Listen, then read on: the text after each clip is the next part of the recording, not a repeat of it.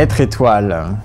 Être étoile, c'était pas un rêve d'enfant. Quand je suis rentré à l'école de danse à 10 ans, je rêvais autant, comme tous les gamins à ce moment-là, de football, d'autres choses. J'étais un enfant plutôt docile, plutôt ouvert d'esprit, et la danse, finalement, a pris son chemin au fur et à mesure. Mais je me suis pas dit à ce moment-là, je vais être étoile. Déjà, j'étais jamais premier de ma classe, je suis rentré dans la compagnie par la petite porte, on se dit pas tout d'un coup, bah ouais, je vais être étoile, hein, ça va être facile. Mais j'ai pris conscience qu'il fallait travailler plus que les autres pour obtenir certains rôles. Et c'était ça finalement pas mon but ultime, mais c'était d'être en scène, de faire Roméo, de faire Solor dans Bayadère, de faire tous ces grands rôles. Mais j'ai été longtemps à danser ces rôles-là sans être étoile, donc pour moi, c'était pas finalement la consécration être étoile.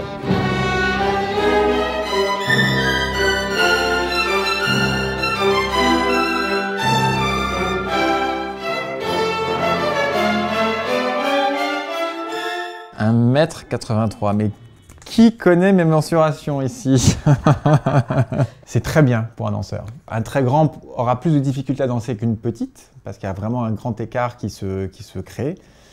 Trop petit, ben, on a moins de choix de partenaires, parce qu'une fille qui serait un peu plus grande avec les pointes, c'est toujours gênant et en même temps c'est pas dramatique, mais qu'elle nous dépasse un peu, donc il faut aussi pouvoir assumer.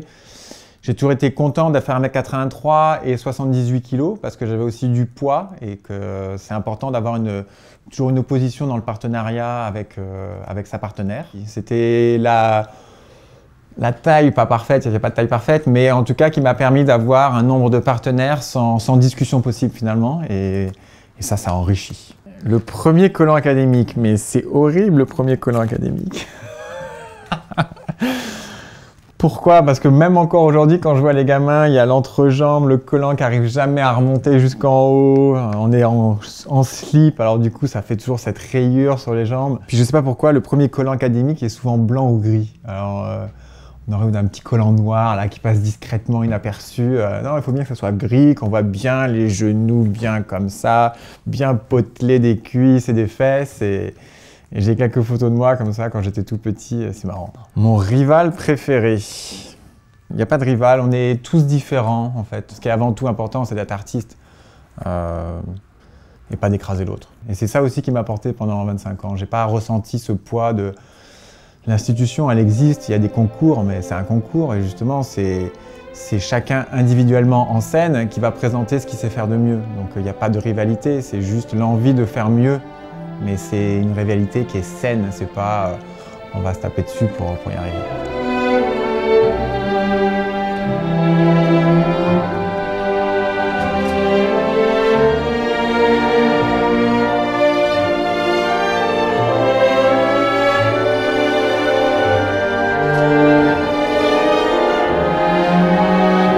Ma partenaire préférée. En fait, je les ai toutes aimées.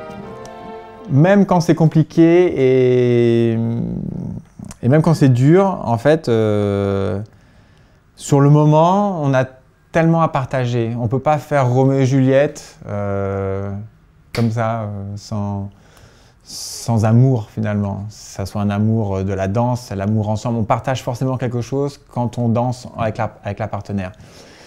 Donc oui, c'est ma préférée à chaque fois au moment où je danse avec. Après, on a forcément des partenaires de prédilection où on sait que on va l'avoir dans les bras, on sait exactement ce dont elle a besoin. Certaines, il faut plus travailler pour trouver l'axe, pour trouver le timing ensemble, des portées, des choses, mais j'y suis toujours arrivé déjà, donc ça m'a toujours rassuré. Mais si je devais sortir quelques noms, on dirait Isabelle Sierra-Vola, ça a été pendant beaucoup d'années une partenaire avec qui c'était fluide, il n'y avait pas de... Même elle l'a dit une fois quand elle est partie, qu'elle avait eu 3 partenaires pour le coup. Et qu'en tout cas, quand elle dansait avec moi, elle pouvait fermer les yeux. Donc bon, c'était plutôt agréable à entendre. Ludmila Pagliero reste une danseuse avec qui j'ai beaucoup dansé aussi pour le coup. Je me pose pas la question de savoir ce qu'elle a besoin, en fait, je le sais. Armand Duval. Alors j'ai mis longtemps avant de danser Armand. Premièrement parce que quand on a eu la première fois Adamo Camélia à l'opéra, moi j'étais premier danseur, donc c'était presque réservé aux étoiles, normal, c'était le premier rôle. Et j'ai dansé Gaston Rieu longtemps dans Adamo Camélia. Et j'adorais ce rôle. Et donc j'ai mis du temps avant de danser Armand. Et donc j'ai pu pendant toutes ces années apprécié tout le travail qu'il y avait à faire sur Armand pour que le jour où finalement on m'a dit bah, écoute Karl, tu vas danser Armand, c'était finalement comme si j'avais déjà fait une part du travail et qui m'a permis d'être plus à l'aise pour aborder le rôle d'Armand. Rudolf Nureyev. Alors Rudolf, première image que j'ai de lui, c'est 1988. On tournait Casse-Noisette dans les studios de Brie-sur-Marne ou Marne-la-Vallée, je sais pas. Et moi je faisais les petits soldats, là, les vraiment petits de l'école. C'était ma première année ou deuxième année d'école de danse, je sais plus. D'un coup, de me retrouver mais à côté de lui, comme ça, je voyais ce personnage avec le bonnet. C'était tout à l'opposé de l'image que je me faisais de Rudolf Nureyev, qui était quand même une légende vivante. C'est bien de garder cette image de l'enfant qui voit ce monsieur. Il nous a offert tout un répertoire avec des rôles. Il savait mettre en valeur le rôle masculin dans la danse. Après, un peu pour lui peut-être, mais on en bénéficie aujourd'hui, nous. L'épisode Benjamin Millepied. Ah Bah oui, objectivement, c'est pas la meilleure période de ma vie. Je pense qu'il est venu avec beaucoup de bonnes intentions.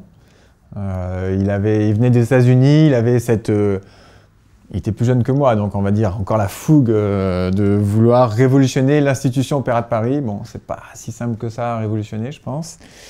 Il a apporté des choses, il a apporté que le danseur prenne conscience de la santé de son corps, mais il a aussi voulu mettre une nouvelle génération en place et au sacrifice d'une autre. Malgré tout, j'étais dans l'autre. J'ai rebondi après, de toute façon. Aurélie Dupont, ma marraine ou ma directrice? En gros, j'étais amoureux d'elle quand j'étais à l'école de danse. C'est la danseuse parfaite dès l'école de danse. Moi, j'étais en 6e division. Tu veux bien être ma petite mère? Mon premier jour de remplacement dans la compagnie, elle est venue me voir. Et en gros, elle m'expliquait le fonctionnement en 5 minutes de la compagnie. Ça a été assez incroyable. Bon, tu vois, là, il faut faire ça, il faut faire comme ça, tu comprends, t'assieds pas en répétition, c'est quand même pas... Donc c'était hyper... D'un coup, je me suis dit, ah ouais, ça marche comme ça à l'opéra. Et elle avait vu juste. Dès le début, je me suis dit, ah bah oui, n'oublie pas ce petit détail. Après, nos carrières se sont suivies et aujourd'hui, on se retrouve, c'est ma directrice. Et bientôt, je la rejoindrai dans les retraités de l'Opéra de Paris. Mon modèle en danse et ailleurs, mais c'est Mikhail Baryshnikov. Un modèle absolu de quelqu'un qui a été assez moderne, qui a su élever le niveau de la danse, à la fois montrer que c'était pas que de la danse qu'on faisait, c'était aussi incarner des personnages, être acteur, faire des choses que à l'époque on savait pas faire en tout cas. Donc je pense que merci à lui pour tout ce qu'il a apporté. Et un autre modèle, c'est Nicolas Le Riche.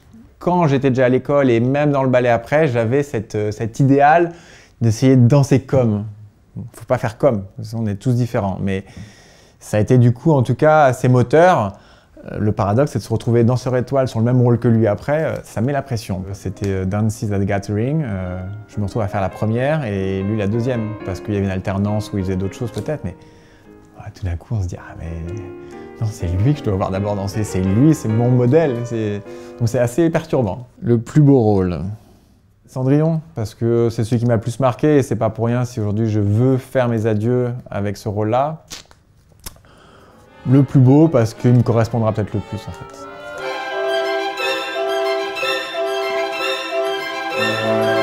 C'est vraiment toute l'histoire de Cendrillon que Nureyev a transposée dans les années 20 à Hollywood. Donc Cendrillon devient actrice. Le prince devient acteur vedette et on va faire un film et la fée devient producteur. Donc c'est vraiment une belle transposition avec un peu de kitscherie mais qui est à souhait dans un ballet comme ça. La retraite dorée. Bah, la retraite, elle n'est pas dorée, on va pas se la couler douce non plus quand même. C'est important avec l'expérience que j'ai eue, les rencontres de toute cette carrière, que de retransmettre. Sinon, c'est comme beaucoup de métiers, je les vois, ces métiers manuels où c'est transmis de père en fils, de génération en génération. Ça serait dommage de tout garder ce savoir. Je réalise que c'est quand même ma vie. En fait, j'ai été conditionné, mais pas dans le mauvais sens du terme, conditionné depuis l'âge de 10 ans avec l'internat. Donc on est dans un cursus déjà un peu privilégié. Et depuis l'âge de 17 ans, finalement, au quotidien, c'est danse.